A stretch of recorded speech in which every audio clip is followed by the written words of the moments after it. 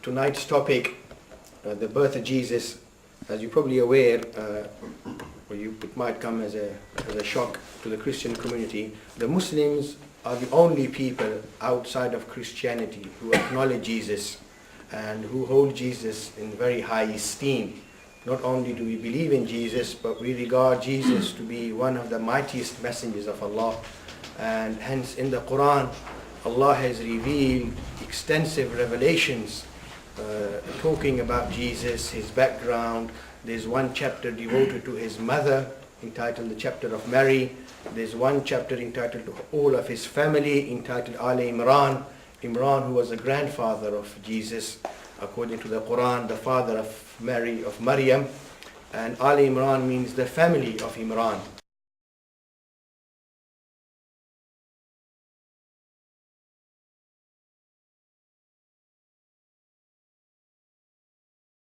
So he talks about Jesus, he talks about Maryam, he talks about Jesus' family, he talks about John the Baptist, who's referred to in the Quran as Zakaria alayhi salatu wassalam.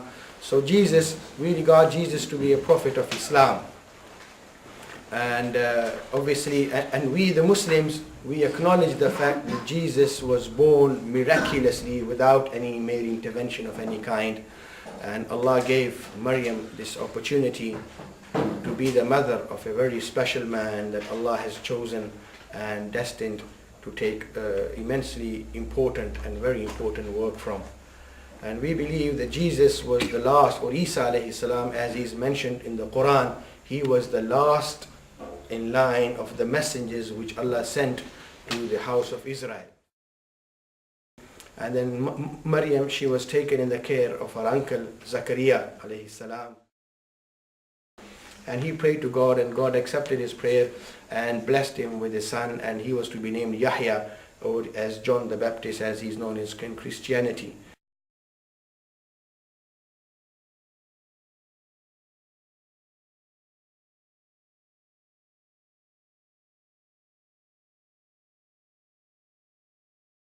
If Allah can create Adam without a mother and a father, then to create another person without a father is no problem.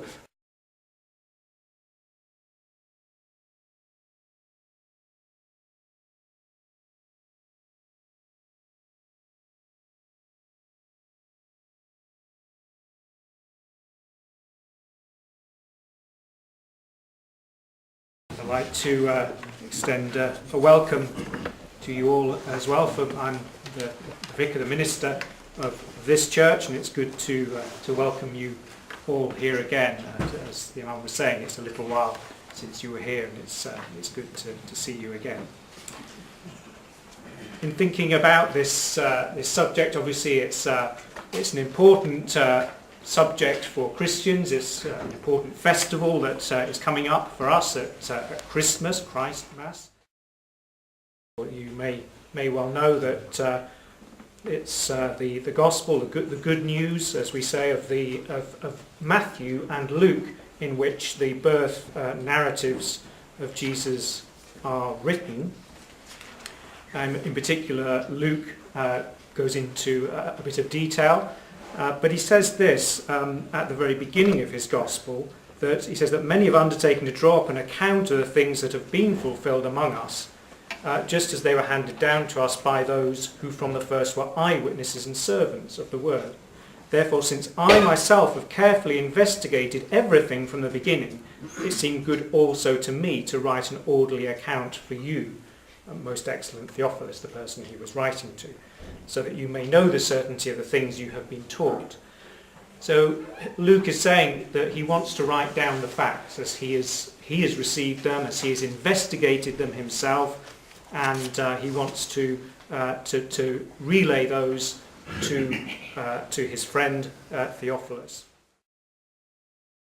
We agree, obviously, that there was a virgin birth, that this was a supernatural act of God, that clearly Jesus did not have a human father, that obviously there is mention in the Gospels of Joseph, who became the husband of Mary, but it's very clearly stated that he was not the father of Jesus, and that it was a supernatural act of God by the Holy Spirit. As Christians, we believe that Jesus was born in the way he was because that he didn't have an earthly father, because he had a human side of him, but that he also was divine. And now this wasn't then and isn't now an easy thing to believe. So it wasn't just because of the birth, the unique birth of Jesus. There were many other reasons that they felt that he was divine, because of his words, because of his deeds of power, because of his ultimately because of his resurrection from the dead. He came to fulfill God's plan, and we have to know what that plan is in order to see what he came to fulfill. Because his birth obviously comes into a much larger picture.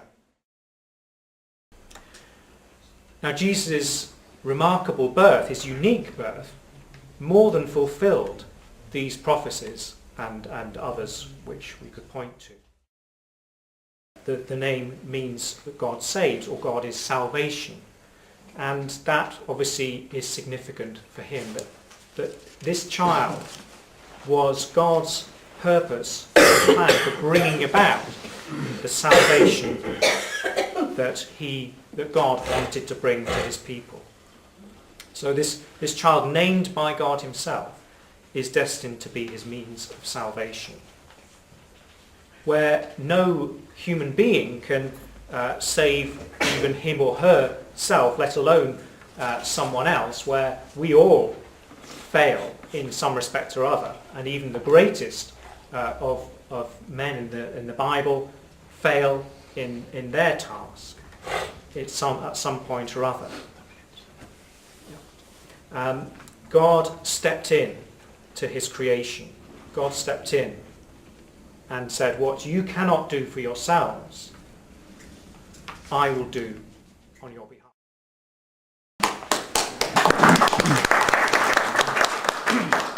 Now you have heard the account from both sides, the Quranic account and the biblical account as far as the birth of Jesus Christ is concerned. Now I'm sure many of you have written some questions directed either to the Imam or to the Vicar. So may I have, if you have those papers please, may I have them? So we can go ahead with the program. It's an interesting question here. The Quran says that only Jesus' birth took place through God's Spirit. Only Jesus was assigned to all creatures and was a spirit from God. And there's a reference given to the Quran. It is therefore correct to say that Jesus is greater than all the prophets.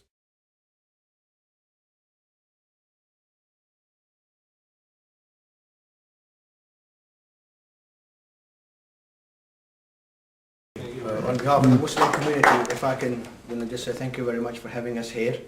And you know, we wish you well for Christmas. Great. We wish you all the best. We wish you many happy returns and Thank you. many happy festivals in the future as well. We look forward to having you in our masjid very soon. Thank you. Great.